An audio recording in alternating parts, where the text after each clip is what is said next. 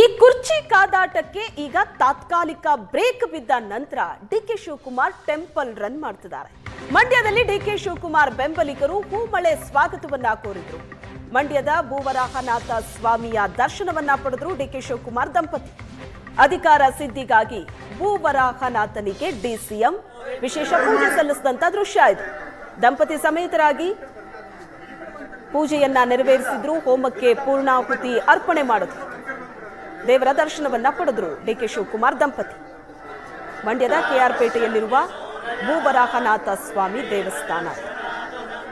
Breakfast ಮೀಟಿಂಗ್ನ ನಂತರ DK Shivakumar temple run.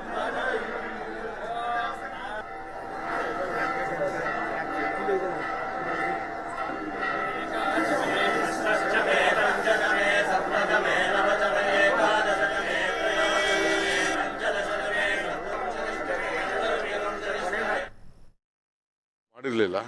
ಇವತ್ತು ಬೆಳಗ್ಗೆ ನನ್ನ ಸ್ನೇಹಿತರು ಕಳಿಸಿದ್ರು. ತಕ್ಷಣ ಅವ್ರು ಫೋನ್ ಮಾಡಿದೆ. ಸೊ ನಾನು ನನ್ನ ಧರ್ಮಪತ್ನಿಗೆ ಹೇಳಿದೆ.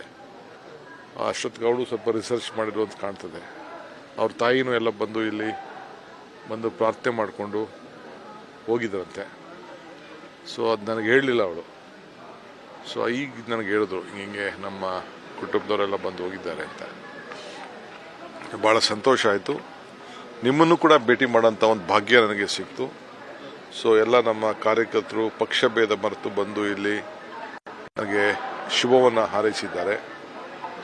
ಶುಭ ಅಂದರೆ ರಾಜಕೀಯದ ಶುಭ ಅಲ್ಲ, ಹೇಳಿಕೆ ಆಗಲಿ. ಎಲ್ಲ ಸಂದರ್ಭದಲ್ಲೂ ಕೂಡ ನೆಮ್ಮದಿ, ಆರೋಗ್ಯ ಎಲ್ಲ ಕೂಡ ಸಿಗಲಿ ಅಂತೇಳಿ ಈ ತಾಲೂಕಿನ ಎಲ್ಲ ಜನತೆ ಬಂದು ಆಶೀರ್ವಾದ ಮಾಡಿದ್ದಾರೆ. ಅವರೆಲ್ಲರೂ ಕೂಡ ನಾನು ಈ ಸಂದರ್ಭದಲ್ಲಿ ನನ್ನ ಧನ್ಯವಾದಗಳು, ಅಧಿಕಾರಿಗಳು ಕೂಡ ಧನ್ಯವಾದ, ತಮಗೂ ಧನ್ಯವಾದಗಳು ಹೇಳಲಿಕ್ಕೆ ಬಯಸ್ತೀನಿ. ನನಗೆ ಗೊತ್ತಿಲ್ಲ, ಅದು ನನಗೆ ಗೊತ್ತಿಲ್ಲ.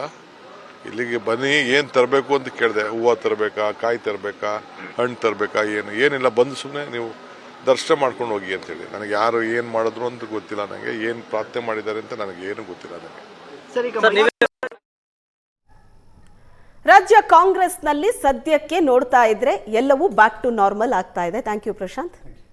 ಎಸ್, ಇದರೊಂದಿಗೆ ಈ ಹೊತ್ತಿನ ಚರ್ಚೆಯನ್ನ ಮುಗಿಸ್ತಾ ಇದ್ವಿ. ನೇರ, ದಿಟ್ಟ, ನಿರಂತರ ಸುದ್ದಿಗಾಗಿ ನೋಡ್ತಾ ಇರಿ ಏಷ್ಯಾನೆಟ್ ಸುವರ್ಣ ನ್ಯೂಸ್.